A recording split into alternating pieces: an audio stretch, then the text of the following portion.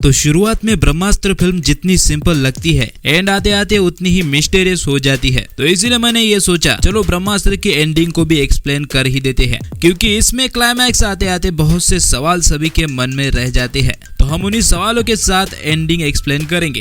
Hello दोस्तों, मैं हूँ विक्की और चलिए वीडियो भारी स्पॉइलर के साथ शुरू करते हैं।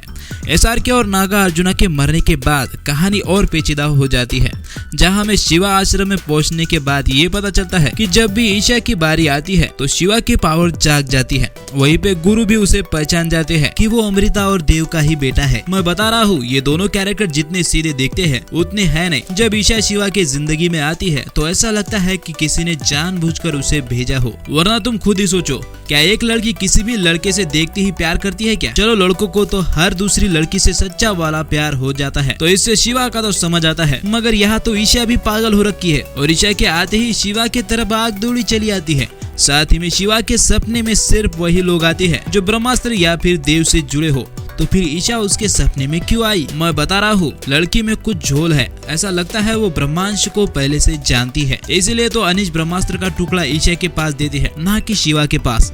हो सकता है कि अगली कहानी में हमें इसकी हकीकत पता चले। जब गुरु शिवा को उसके माँ बाप की कहानी सुनाते हैं तो देव के बारे में बताते हैं कि देव मात्र एक ऐसा ब्रह्मांश का मेंबर था जिसने कई अस्त्रों को एक साथ कंट्रोल करना सीखा था, जैसे कवच अस्त्र, मुकुट अस्त्र। अब इसका नाम नहीं बताया गया है, इसलिए मैंने इसे मुकुट अस्त्र कहा।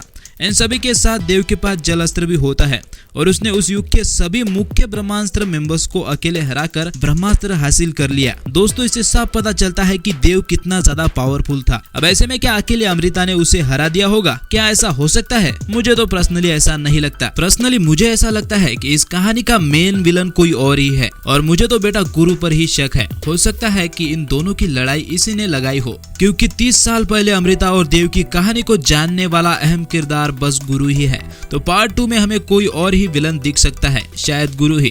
वरना अमृता देव को हराने के बाद ब्रह्मांश में वापस क्यों नहीं आई और क्यों उसने एक हिस्सा अपने पास ही रख लिया?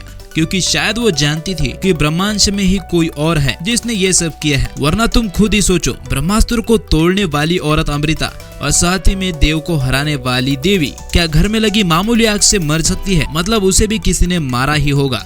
इस कहानी में ये सवाल भी बाकी है कि आखिर जिस द्वीप पर अमृता और देव की लड़ाई हुई है वो क्यों डूबा, और साथ ही में अगर किसी ने अमृता को मारा है तो फिर उसने शिवा को क्यों जिंदा छोड़ा? क्लाइमैक्स में हमें ये भी बताया गया है कि देव और शिवा बिल्कुल अलग है, क्योंकि देव को अग्नि इस्तेमाल करने के लिए अग्नि अस्त्र की जरूरत पड़ती है जो कि उसने अपने गले में पहना होता है। मगर शिवा तो खुद ही अग्नि अस्त्र है। वो देव की अग्नि के आगे टिक तो नहीं पाता, मगर वो उससे अलग और ताकतवर हो सकता है। वहीं पर लास्ट के सीन में जब जुनून सबको बंदी बना लेती है तब जो ब्रह्मास्त्र का आखिरी हिस्सा होता है वो बिल्कुल अलग होता है। उसमें बिल्कुल चमक नहीं होती। पता नहीं इसका क्या मतलब होता है, पर मैंने नोटिस किया तो बता दिया। वैसे तुम्हें इसके बारे में कुछ पता हो तो कमेंट में जरूर बताना। फिल्म में जैसे ही ईशा के बैकग्राउंड के बारे में ज्यादा कुछ नहीं पता चलता है, ठीक वैसे ही जुनून का कैरेक्टर बिल्कुल मिस्टीरियस है। जुनून कौन है, कहां से आई है, इसके बारे में कुछ नहीं बताया गया है।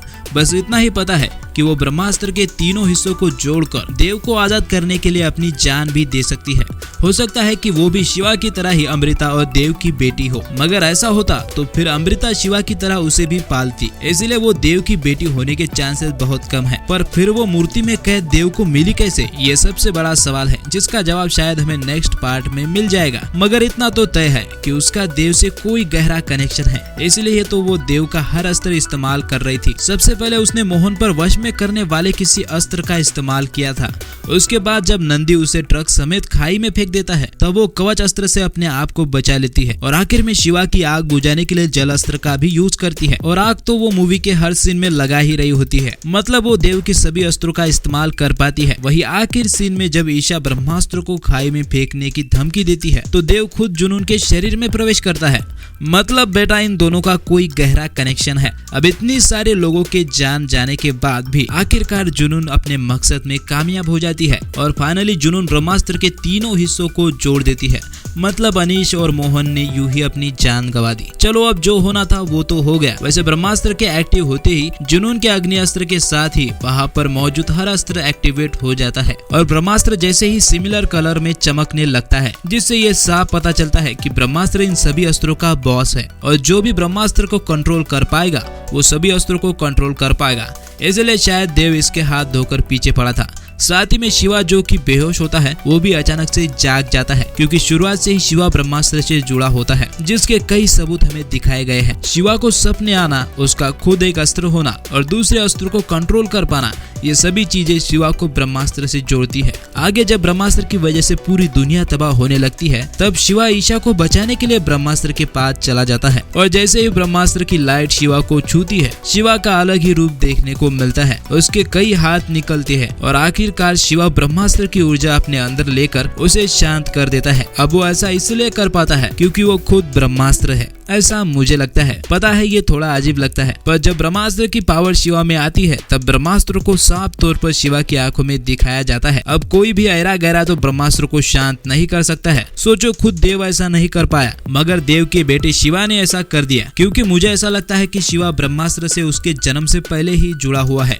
जब ब्रह्मास्त्र को तोड़ा गया था, शिवा अमृता के पेट में था, इसलिए वो बिल्कुल ब्रह्मास्त्र की तरह ही हर अस्त्र को कंट्रोल कर सकता है और ब्रह्मास्त्र से जुड़े हर दृश्य को सिर्फ देखता ही नहीं बल्कि फील भी करता है। जैसे कि SRK और नागार्जुन के मरने पर शिवा को भी अपने आप वो दर्द महसूस हुआ था। वैसे आखिर में जब शिवा के अंदर ब्रह्मास्त्र की सारी ऊर्जा चली जाती है, तब शिवा किसी चिंगारी या फिर किसी लाइटर के बिना भी आग को पैदा कर पाता है। मतलब पार्ट 2 में वो और भी ताकतवर हो जाएगा और अगर शिवा और देव का बैटल देखने को मिलेगा तो फिर कसम से मजा ही आ जाएगा। वैसे आपको मेरी इस थ्योरी के बारे में क्या लगता है, कमेंट में जरूर बताना। वीडियो को लाइक और शेयर जरूर करना। चैनल पर अगर नए हो तो चैनल को सब्सक्राइब करके बेल आइकन को ऑल पर सेट कर दो।